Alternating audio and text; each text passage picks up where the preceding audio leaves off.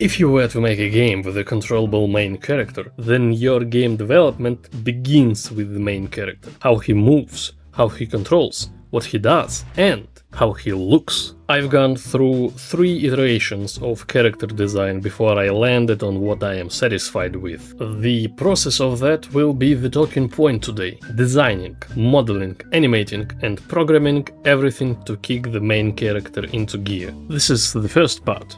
The first iteration out of 3.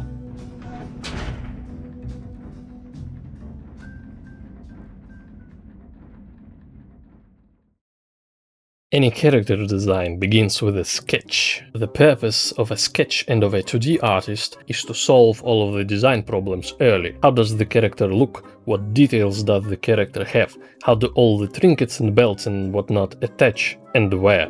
The concept must be precise enough so that the 3D artist will not have to answer any design questions anymore. 3D artist's job is to solve any problems related to bringing the 2-dimensional idea into a 3-dimensional space, and nothing more. Since I am both the 2D and 3D guy in one package, I can have some leeway here. The design may change in the 3D stage, and nobody has to get fired for it. That is why I don't go with a very detailed concept. I get what I want, or what I think I want, and jump to the next stage as soon as I can. I load one of my old human amateurs for proportions and overall shape estimates, and begin modeling with the pelvis. I've talked about low poly limbs and cylinders rule of thumb I follow in my models in a previous video. Check it out. For this game, my goal initially was to follow Warcraft 3's style, at least in terms of details and chunkiness of the models. So I go with 4-sided limbs for this model. It always feels like there is a perfect low poly way to model a certain shoe, as if any shape has a theoretical perfect representation with as few faces used as possible. I'm always on the hunt for those perfect shapes. The way you choose how the quad splits into triangles can be very important in low poly modeling. If you've ever touched anatomy, you might have heard that to properly measure an arm's length, one must ensure the fingers reach somewhere around past the middle of a thigh. To check for this rule, I switch between T and A poses until it looks goodish. I often tend to mess the length of limbs after working on a model for too long. I begin seeing wrong lengths where there are none, and messing the model as a result of overcorrecting myself.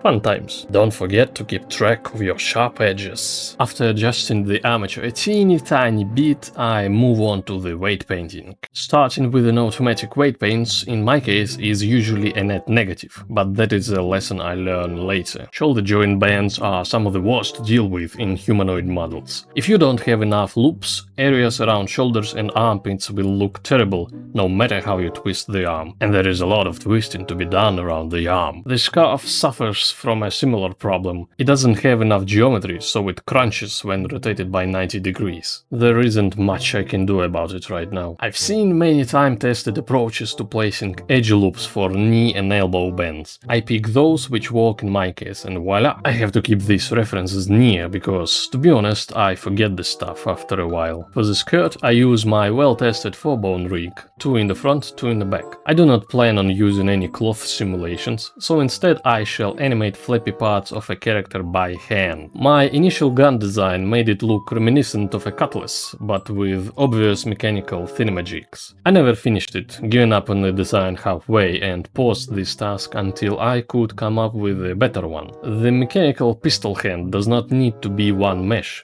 Far from it. Mechanical devices should not have any deformations at all, so I split it into 4 meshes, pauldron included. There will be no mesh deformations here today, folks. The pauldron is supposed to be one of the highlights of the model. I have to add a separate bone to control its position at any time, otherwise it will clip like hell with anything in its path. Amputate the right shoulder to make room for the pistol hand. Ouch. I like to use Cascader for models that use skeletons of more than 5 bones. To use it in your workflow, you need to deal with another layer of exporting and importing to pass animations between Blender and Cascadeur. But by god, it is worth it. Working in Cascadeur actually feels like animating. It is a lot more intuitive and has lots of small, vital features and quality of life stuff on the surface. In Cascadeur you rig proper bones with weights, which dictate how they are affected by the neighboring bones during IK and FK calculations. Other bones that do not have muscles or inertia, you rig only with non-physical box controllers. Check the pose in Cascadeur to make sure it works just fine. Adjust if it doesn't. Import the model to Unity. Check how the limbs bend, how does the export-import function. Lots can go wrong at this stage, as you will see later. UV unwrapping this wide-hipped asshole in my signature fashion. Slow but effective.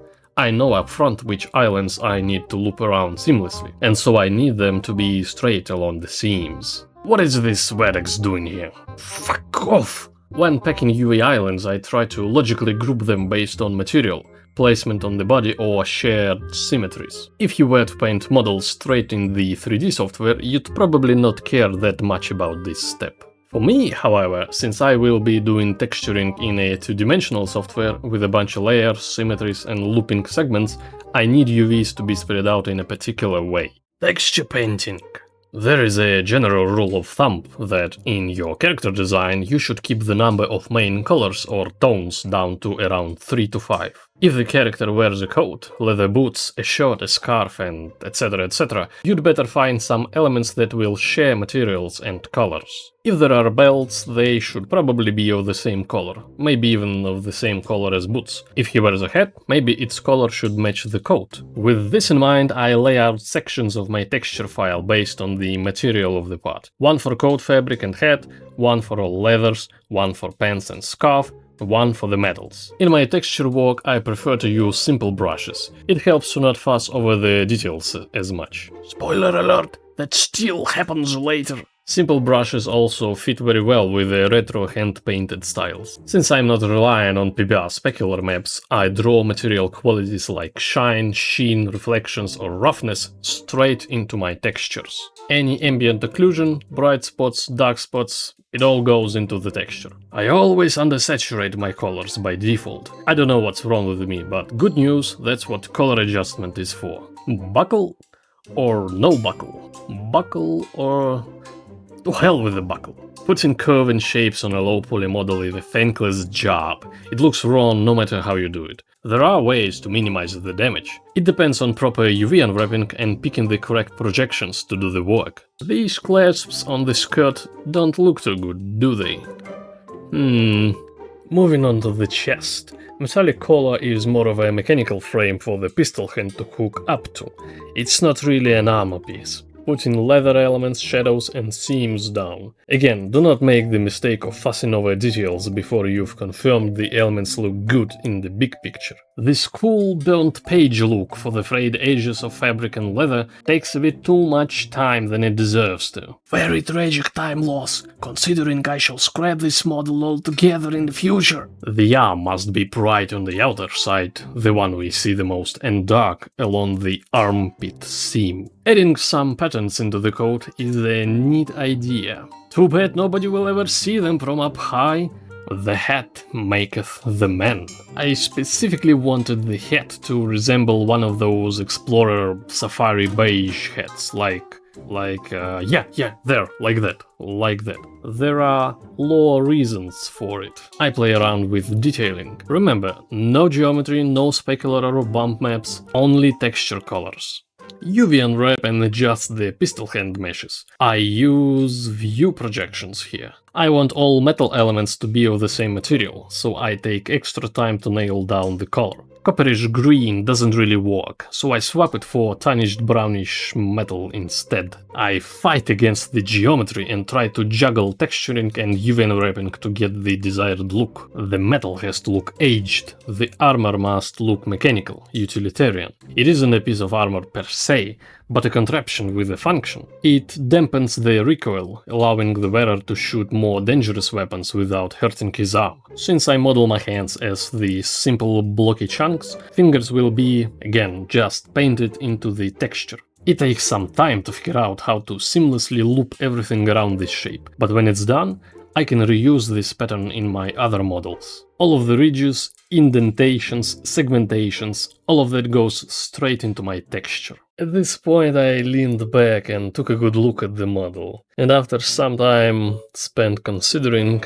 I have realized it sucks ass. I can't continue working with something I don't like. I know, everything is work in progress, blah blah blah, the goal is to be done, and all that. Listen, I'm fine with leaving a model unfinished. I am not fine with working further on an asset I dislike. I'll be spending hours upon hours on animating and scripting for this bastard. I can't do that in good faith if I don't like what I'm looking at. I've spent 5 days on this model. Not my best speed, not my best result. I'm humble enough to admit failure when I see one, mark this asset as warming my brain up, and scrap it for good.